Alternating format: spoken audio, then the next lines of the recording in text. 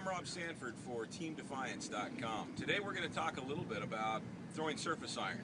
Surface iron maybe when you slide up on a kelp patty or when you see breaking fish, possibly puddlers that are a little too far away to reach with a fly line bait or just won't hit a trolled lure. An effective way sometimes is to slide up with your engines off. You're just out of range of those puddlers with any kind of bait, and so you throw surface iron. This is a little different than yo-yo type jigs or mega baits or those kind of things, which we'll show you in just a minute. But for surface iron, you need a longer rod. Anything under 8 feet is going to make it difficult on you. I prefer a 9 or 10 footer when you're throwing it off of a private boat. This happens to be a Seeker Alua, and it's an uncut Alua. It's a 10-foot all-glass blank. It doesn't have any graphite in it. It's an E-glass blank. So it really loads up nicely when you're throwing a jig. There's other manufacturers that make 9 and 10 footer all glass blanks. An 8 footer's fine. It depends kind of on your stature and what you're comfortable throwing.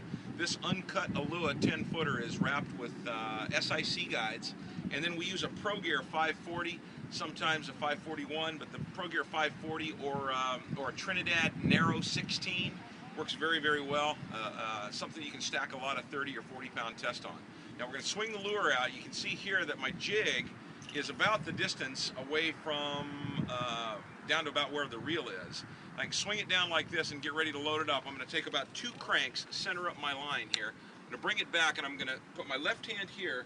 I'm going to pendulum it back so I've got almost the length down to my jig, or down to my reel here.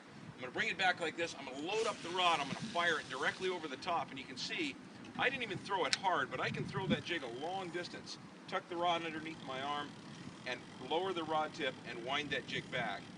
And obviously you're going to be better off if you've got wet line. Make sure you dip into the bait tank or overboard, and make sure you get a little bit of salt water or water on the line, or it's going to not bind up on you. Here's another important thing. When you're retrieving your line, make sure you stack your line level. That's one good advantage of a narrow reel, so you don't have to go quite as far back and forth across the line.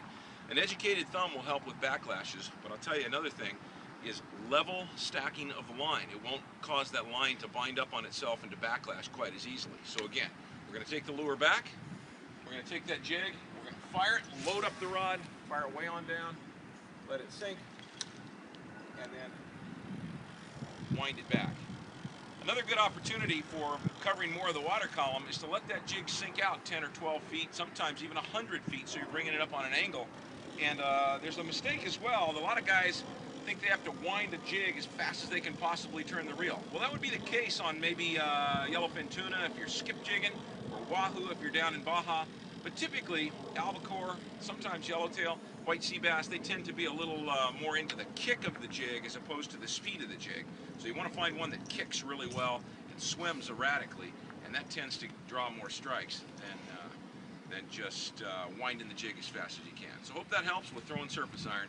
Again, for TeamDefiance.com, I'm Rob Sanford. Thanks.